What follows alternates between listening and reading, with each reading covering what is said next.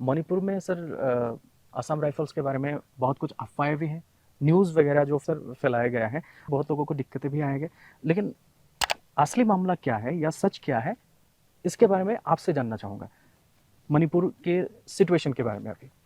सबसे पहले आपने बड़ा अच्छा कि सवाल मुझसे पूछा, क्योंकि मैं एज ए डीजी इसके बारे में क्लैरिफिकेशन देना चाहता हूँ। जी।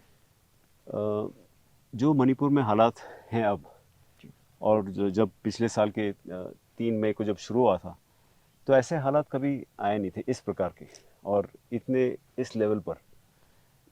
तो इसमें बेसिकली क्या है, दो कम्युनिटीज़ हैं जो आपस में लड़ रही हैं, जी। और ये नहीं कि अचानक 3 मई को ही शुरू हुआ। इसके अंडर करंट्स थे, जी। बहुत पहले से थे। मैं समझता हूँ शायद 2015 से थे, जब 3 लॉ शायद इम्प्लीमेंट होने वाले थे, उसके बाद शायद ये अंडर करंट शुरू हुए थे। और उसके बाद एक स्पार्क चाहिए था, जो कि 3 मई को हुआ था, जिसके बारे में आपने मीडिया में पढ़ा होगा। जी। तो सबसे पहले जो फोर्स डिप्लॉय हुई थी हम ही थे, क्योंकि हम वहाँ पे मौजूद थे जी। Before even for that matter Indian army के भी आने से पहले, या बाकी CAPFs जो आए उनसे पहले तो हम डिप्लॉयड थे। जो पहले जो 3 दिन थे बहुत क्रूशल थे, 3rd, 4th और 5th में, कि काफ़ी वायलेंस हुआ था उस समय। जी।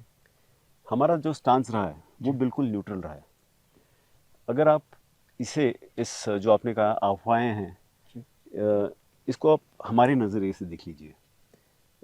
हमारे फोर्स में आज दोनों कम्युनिटी, दोनों समुदाय के लोग हैं। जी। मणिपुर में दोनों समुदाय के जो माइंड्स हैं, मन, जी। वो काफ़ी अब पोलराइज्ड हुए हैं अच्छा। एक दूसरे के खिलाफ। ठीक।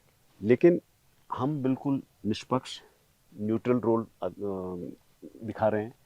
इसके कारण कई सेक्शंस को, कई कम्युनिटीज़ को ये अच्छा नहीं लगता है, क्योंकि उदाहरण के तौर पे अगर हम एक कम्युनिटी को रोकते हैं दूसरी कम्युनिटी को अटैक करने के से, तो उन्हें लगता है कि उनका कोई हक हमने छीन लिया है, छीन लिया है। जो कि गलत है। गलत है। जी। हमारा मुख्य एम क्या है, हम चाहते हैं कि वायलेंस ना हो, जी। और जहां हमें लगता है कि वायलेंस होने वाला है वहां हम जाके रोकते हैं। यस। तो ये शायद किसी कम्युनिटी को अच्छा नहीं लगता।